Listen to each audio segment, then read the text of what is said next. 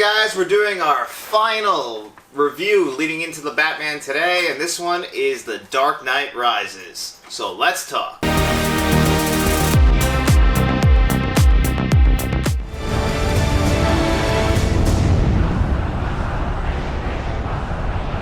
So, in July of 2012, believe it or not, this movie is 10 years old, Christopher Nolan released his final Batman movie, The Dark Knight Rises, and it has been pointed out to me that I use way too many finger guns, and I promise you guys, those things have been holstered.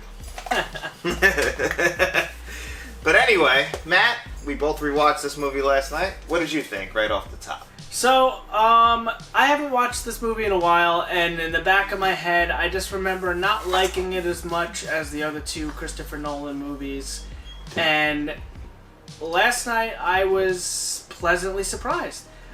This was probably my 5th or 6th time seeing it, and for some reason I enjoyed it the most last night after watching it, and I think that was probably my favorite watch through of that movie.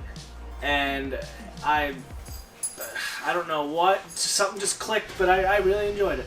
I really did. Actually, believe it or not, I saw this in the movies, obviously, like when it first came out, and I didn't love it that day, and just like Matt, last night when I watched it, this is the time I loved it the most. I don't know if I was just comparing it too much to The Dark Knight, that I didn't give it a fair shake. It's still not The Dark Knight. No, it's not. Let's get that out front, and but what were your expectations like in 2012? Lower. I was like, crap. I wasn't looking forward to this watch through, put it that way. And then I ended up enjoying it. Yeah.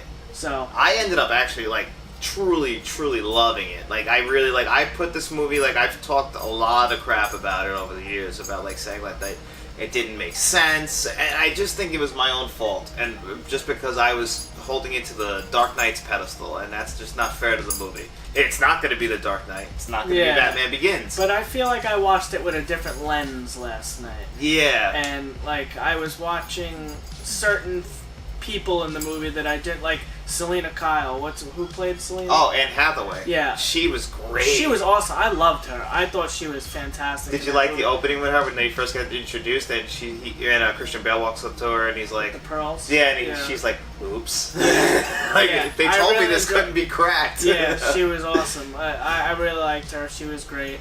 I mean, Tom Hardy is Bane. Yeah.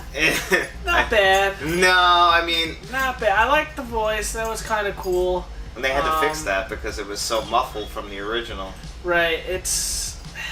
I like the cartoony Bane with the green venom and he gets bigger and all that stuff. But hey, this is what we got. Yeah, I mean, I really thought that this Bane is really cool.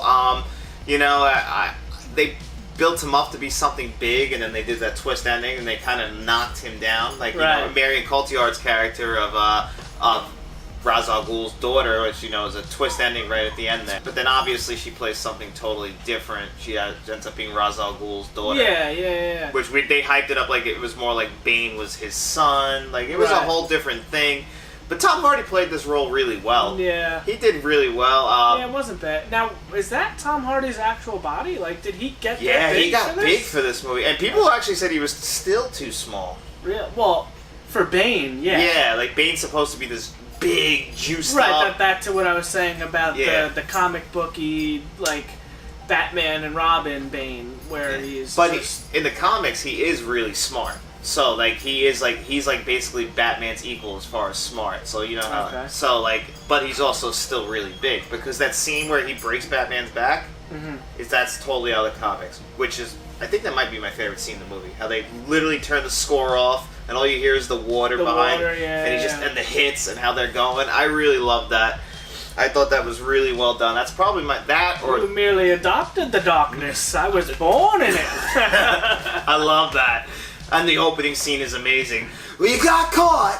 What's your plan now? Yeah, so I mean, the one thing I don't like about this movie is that whole scene in the hole, in that the prison or whatever. I couldn't agree more with you. Yeah, I really couldn't agree more with you. I don't think we needed that. I mean, I get what they were going for, but that's where I would have made cuts too. I really think up until he gets his back broken, back broken, amazing movie. And then up until he gets back in the city, amazing movie. Yeah. But everything in between, it gets really slowed down. Yeah. You know, you got Dr. Gordon in bed, everything, all the cops are stuck in there. None of them grow beards, and they're all in their same clothes, and they come out clean. That's I have some flaws. And that was months, right? 5 months. Okay. Yeah, I have some flaws with that, and about how Batman gets back in the city. Like, you know, nobody can somehow leave, and nobody can somehow get in, but Batman got in. I mean, he is Batman, so I guess that's what we're supposed to believe. But, you know, those are like the flaws in the movie that are very hard for me to overlook. Yeah. But if I overlook them, there's a great movie under there. There is. That the chase scene, which is reminiscent of the first Batman Begins, like when they're chasing him through the city, but this time he's on the pod instead of on the. That was great. And I liked Catwoman on the bike. Yeah, they put her on the bike at the end. Yeah, no, that was another great scene. They had plenty of great scenes in this movie. I really enjoyed it. I also little things I never noticed. I never picked up on that EMP. Like, remember how he turns off the cameras? Like when he first gets out of the Lamborghini. Yeah. Oh, that's Bruce Wayne! And then he presses the thing, and then he uses that later a couple more times in the movie. Like when he's when they first can't find him in the tunnels, but he's turning off all the lights as he's going. He does that there, and then he does it later. The cop says, "Oh, you're in for a treat tonight." Yeah. I never noticed that was the same EMP. Yep. And then also, when Lucius Fox brings Marion Cotillard's character, Miranda Tate, downstairs to show her what is that vaporizer thing or that? The reactor. The reactor. When Lucius Fox says, you know, in the wrong hands, this could be made into a nuclear weapon. If you hear underneath the Hans Zimmer score, there's a sting when they first show Marion Cotillard, which is foreshadowing that she's going to turn. I never picked that up until I watched it. I didn't catch that. I wrote that down. I was like, I never noticed that, and it's in there beautifully. So you know, this movie is well done. It's a Christopher Nolan movie. Yeah. This is also the first Christopher Nolan movie where I had noticed that he likes to play the score of the movie way higher than he likes to play the dialogue. So actually, one thing that I noticed watching this movie, when the way Joseph Gordon-Levitt felt about how he felt when Gordon did that betrayal, he found out that he was lying, and basically he knew that Harvey Dent was a bad person, but put him on this pedestal to be the white knight for the city, and how Joseph Gordon-Levitt felt how he lied to him. I really felt that for him. He really did kind of betray them. I get why he did it, but he had to, or else everything would have been undone. Yeah, all that hard work. I mean, but then again, Bane used that against all of them. Everybody believed in Harvey Dent. Yeah, I believe in Harvey Dent. But overall, this is a great Batman movie. I actually think that it's probably top 5. I mean, because, obviously you have to put all the first 2 from this trilogy, Batman Returns, up there. But then after that, it's probably this, right? I mean, I need a little time if we're gonna rank the actual Batman movies. I mean, I understand the ending. I don't love it's not that I don't love the ending. I don't love that we didn't get a 4th movie focusing on Robin, because I set it up, right? Yeah, I wanted more Robin. I thought that would have been so cool, and we got 5 minutes of Robin, if that,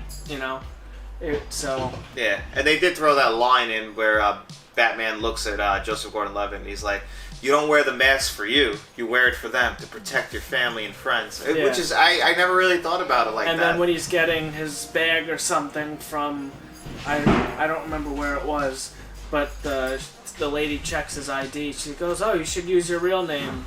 I like it," or something like that. Yeah, and she says Robin. Yeah. Yeah, I actually felt like that was a little shoehorned in, because his name is John Blake, and then where are you pulling Robin from? Yeah. Yeah, but he didn't ride a motorcycle and have a Robin helmet. No, unfortunately, if you're a fan of Batman and Robin. But yeah, no, they didn't do Forever. Yeah. Oh, is it Batman? Yeah, you're right. Yeah, I'm fucking up. But yeah, no, there's a lot of subtleties and a lot of connections. I also really love at the end when it's snowing, but the snow's out, and then they're fighting in the city, and it's it felt like an Arkham game. This came after Batman Arkham, the first one, Arkham Asylum, and then Arkham City. I think came out the same year. So I don't know if they're paying homage to that, but it really felt like it. Oh my god.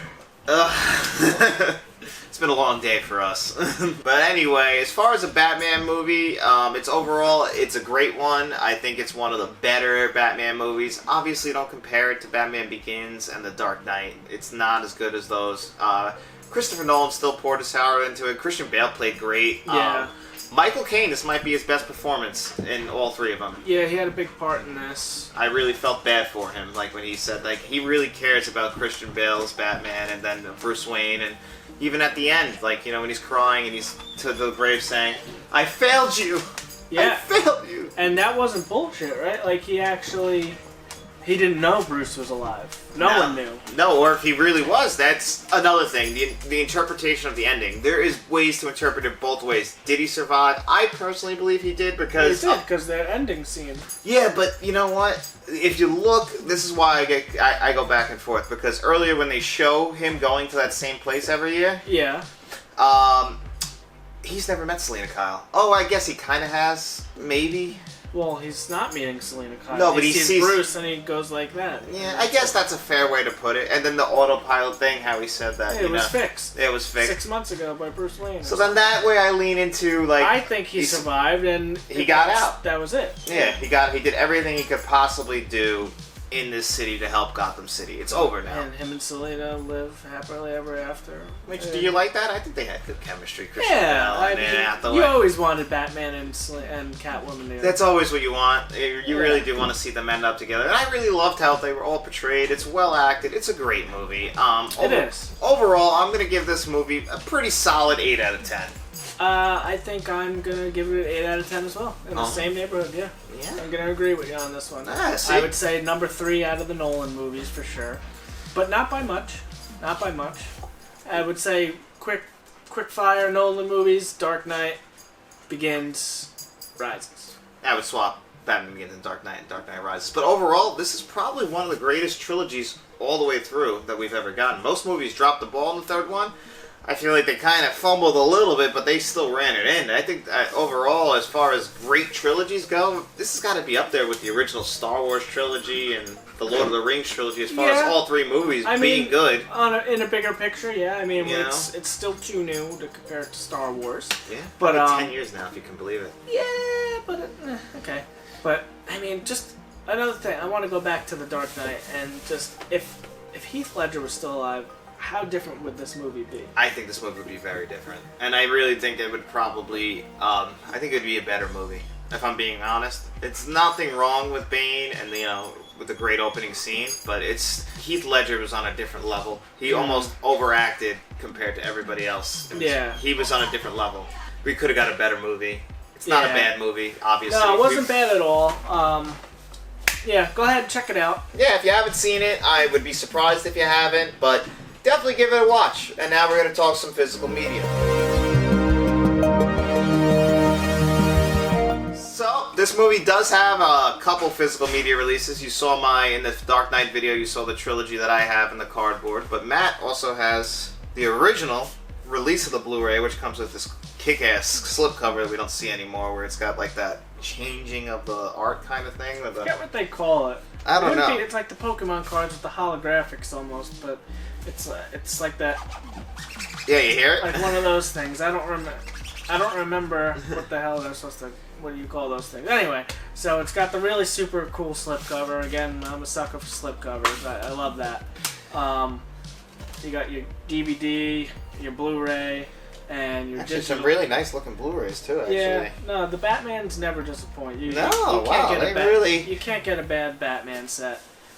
They really go all out. Again, we'll revisit this for the third time in this series. Is the 4K set, and now we're going to talk about The Dark Knight Rises. Yeah, so Matt texted me last night and said this, as far as a 4K, might be better than The Dark Knight, and I'm compelled to agree. Yeah, I mean, again, it's Christopher Nolan. He likes the best of the best, and this is a few years after, so there's a few more years of advancement in technology, and this movie looks absolutely incredible on 4K. The 4K visuals, it does not have an Atmos track again. It's still a Dolby 5.1. But honestly, I do not think it hurts it here. Of course, we want Atmos and everything because there's nothing better. but I just think the 5.1 works great in this. It sounded great on my Sonos system. It looked great on my OLED TV. 9.5 for the Blu-ray release, only because that I would love the Atmos just for that little bit more quality out of your audio, but still the 5.1 is a kick-ass track on this, and it has never looked better than on this 4K release. I have the same 4K, and I'm going to give it a 9 out of 10. Visuals are amazing. The IMAX shots are incredible. Oh my god. But one thing that with the IMAX shots, when they cut back to regular shots, it is very jarring to go back to widescreen after seeing I hate it, yeah. Because the IMAX shots the resolution looks like it's turned up. Oh yeah. And then cut into the black bars.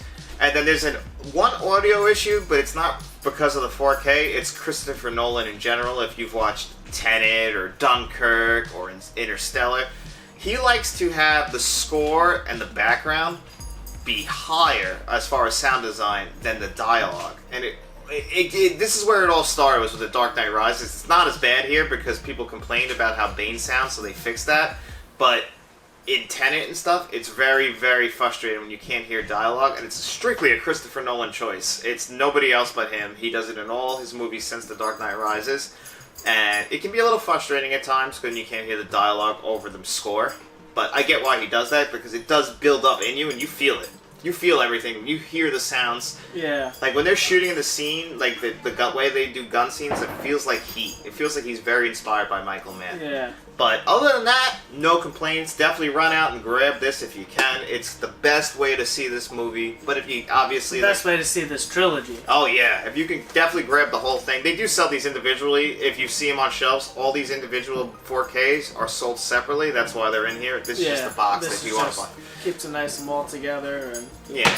So definitely run out. For the true fans. Yeah, for the true fan and the true collectors out there, grab that. You won't regret it. I can promise you that. But as always, guys, thank you for watching our video, and tune in for the Batman review, and then a few days later we're going to do a Batman spoiler review. But as always, guys, thank you for joining us. Make sure you like, share, and subscribe, and tell all your friends.